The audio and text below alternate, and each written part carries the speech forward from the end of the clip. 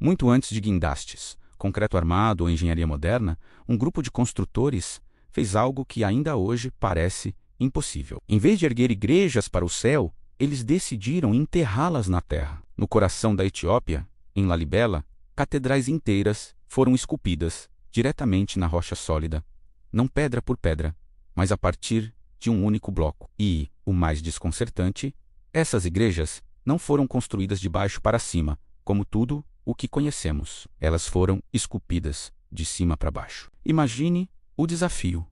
Não havia margem para erro. Um corte errado significava destruir todo o projeto. Não existia argamassa para corrigir falhas, nem peças extras para substituir. Cada parede, cada coluna, cada janela e cada altar já estavam ali, presos dentro da montanha, esperando para ser revelados. O trabalho dos arquitetos não era construir, mas libertar a igreja de dentro da pedra.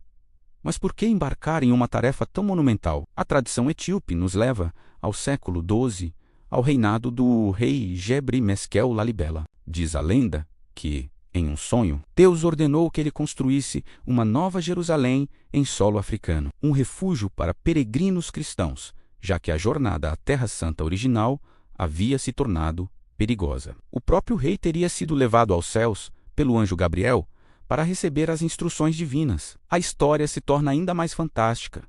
Enquanto os homens trabalhavam durante o dia, anjos desciam à noite para continuar a obra, realizando em horas que levaria anos a mãos humanas. Essa narrativa, mais do que uma simples lenda, revela a magnitude do feito. Era tão extraordinário que, para as pessoas da época, só poderia ser um milagre. Lalibela, antes chamada de Roa, foi transformada em um mapa simbólico da Terra Santa.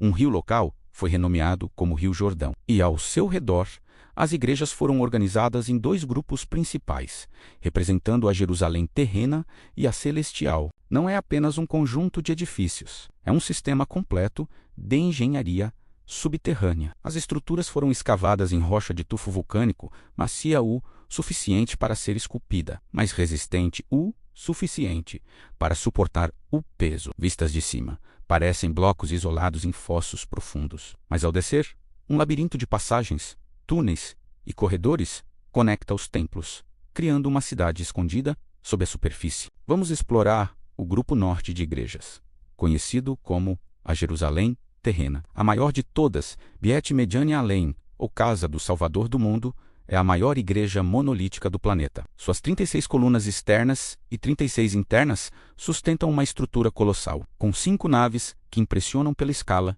e pela precisão. Acredita-se que seu design tenha sido inspirado no Templo de Salomão. Ao lado, conectada por túneis, encontramos Beit Marion, a Casa de Maria, possivelmente a mais antiga e venerada. É famosa por seus afrescos coloridos e detalhes decorativos. As paredes contam histórias bíblicas e a atmosfera aqui é de profunda devoção. Anexa a ela há 2 capelas menores: Beit Meskel, a Casa da Cruz, e Beit Denagel, a Casa das Virgens Mártires, um tributo solene à fé inabalável. O grupo sudeste, a Jerusalém Celestial, é igualmente fascinante. Beit Emanuel, a Casa de Emanuel, destaca-se pela sua fachada elaborada e é considerada por muitos a mais refinada arquitetonicamente. Acredita-se que tenha sido a capela privada da família real, o que explica a riqueza de detalhes e a elegância de suas linhas. Dentro do complexo, encontramos Beit Gogota Micael, uma igreja de significado profundo. A tradição local diz que aqui repousa a tumba simbólica de Adão, o primeiro homem. Peregrinos vêm aqui para sentir uma conexão direta com o início da humanidade. A vida em Lalibela pulsa no ritmo da fé. Centenas de monges e freiras dedicam suas vidas a estas igrejas. Ao amanhecer, seus cânticos ecoam pelos corredores de pedra, uma tradição que se mantém viva há séculos, testemunhando uma devoção que desafia a modernidade. Em nossa jornada, encontramos Beit Gabriel Rufael, uma estrutura que intriga tanto quanto impressiona. Acredita-se que era um palácio real, com arquitetura defensiva, uma ponte elevada e uma entrada projetada para proteger algo valioso. Entrar aqui é como estar em uma fortaleza sagrada. Mas o mistério de Lalibela se aprofunda nos túneis escuros que conectam as igrejas. Caminhar por eles é uma experiência sensorial poderosa. A escuridão é quase total e o silêncio é quebrado apenas pelos seus passos. Estes corredores são uma metáfora da jornada da alma, da escuridão para a luz. Essa profunda simbologia está ligada à crença de que a Arca da Aliança está guardada em Aksum. Lalibela é vista como uma nova Jerusalém, que reafirma a identidade da Etiópia como uma nação sagrada, protegida por uma aliança divina. Cada igreja reforça essa conexão celestial. No coração das cerimônias está a cruz de Lalibela, uma grande cruz processional de latão que se acredita ter poderes de cura. Vê-la sendo carregada em meio a cânticos e orações é testemunhar a fé viva que pulsa neste lugar há séculos. A cruz é um elo direto com o fundador da cidade e com o divino. Mas esse tesouro da humanidade enfrenta grandes desafios. A erosão ameaça desgastar essas estruturas milenares. Para protegê-las, a Unesco instalou enormes abrigos metálicos sobre algumas igrejas, gerando um debate: como preservar o passado sem comprometer sua beleza original? E, como se não bastasse, existe uma teoria que conecta Lalibela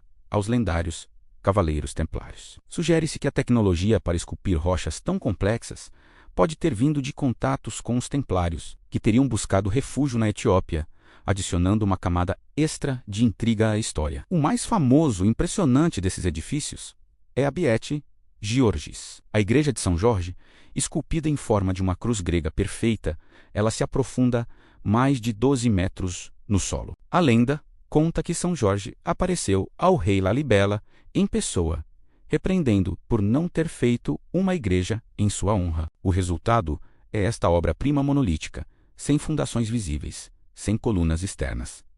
O teto é o próprio solo original. As paredes são a montanha, e dentro dela acredita-se que esteja guardado o precioso crucifixo de Lalibela, uma cruz processional de metal de valor inestimável. A engenharia por trás de Lalibela continua a intrigar especialistas. Como uma sociedade medieval, supostamente sem ferramentas modernas, planejou e executou um projeto dessa escala? Como calcularam ângulos, drenagem, ventilação e estabilidade estrutural ao remover toneladas de rocha sólida sem causar um colapso? A resposta mais simples seria a fé.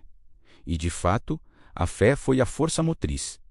Mas fé sozinha não corta pedra. Fé não resolve problemas de engenharia. O que vemos em Lalibela é um conhecimento técnico avançado, aplicado com método, paciência e precisão extrema. Um dos detalhes mais impressionantes é o sistema de drenagem. Estando abaixo do nível do solo, as igrejas deveriam inundar durante as estações chuvosas. No entanto, os engenheiros medievais criaram uma complexa rede de canais e escoadouros que desvia a água, mantendo os interiores secos e utilizáveis até hoje. Isso não é improviso, é planejamento de longo prazo, baseado em uma profunda compreensão da geologia e do clima local. Dentro das igrejas, o acabamento surpreende ainda mais. Paredes retas, arcos, colunas e janelas perfeitamente proporcionais. Tudo esculpido diretamente na rocha. Não é apenas um abrigo religioso, é arte, arquitetura e espiritualidade, fundidas em um único gesto. Enquanto o resto do mundo medieval erguia torres para se aproximar do céu, Lalibela fez o caminho inverso. Cavou em direção às profundezas, como se dissesse que o sagrado não está apenas acima, mas também dentro da terra. Essa inversão de lógica é o que torna essas igrejas tão únicas. E o mais notável é que Lalibela não é uma ruína. É um local de culto vivo e pulsante. Por quase 900 anos, sem um único dia de interrupção, as orações ecoam dentro dessas paredes escavadas. Monges vivem em reclusão, estudando escrituras e oferecendo orientação espiritual. Peregrinos de toda a Etiópia viajam para cá, especialmente durante os festivais religiosos, mantendo a tradição e o propósito original do lugar. Hoje, esse patrimônio mundial da Unesco enfrenta ameaças. A erosão causada pelo vento e pela chuva, juntamente com o impacto do turismo, coloca em risco a integridade das estruturas. Projetos de conservação estão em andamento para estabilizar as superfícies e proteger as igrejas, garantindo que as futuras gerações possam testemunhar este milagre. Lalibela nos força a reconsiderar o passado, a aceitar que nossos antepassados possuíam conhecimentos que talvez tenhamos perdido. Não é sobre mistério pelo mistério. É sobre o potencial humano esquecido. Sobre técnicas que não entraram nos livros de história tradicionais. No final, Lalibela não é apenas um milagre arquitetônico. É um lembrete de que a história humana ela é muito mais profunda do que a superfície que vemos, literalmente. E a pergunta inevitável fica no ar. Quantos outros feitos impossíveis ainda estão escondidos sob nossos pés, esperando para serem redescobertos? Se você gostou de desvendar os mistérios de Lalibela, deixe seu like e se inscreva no canal para mais viagens pela história.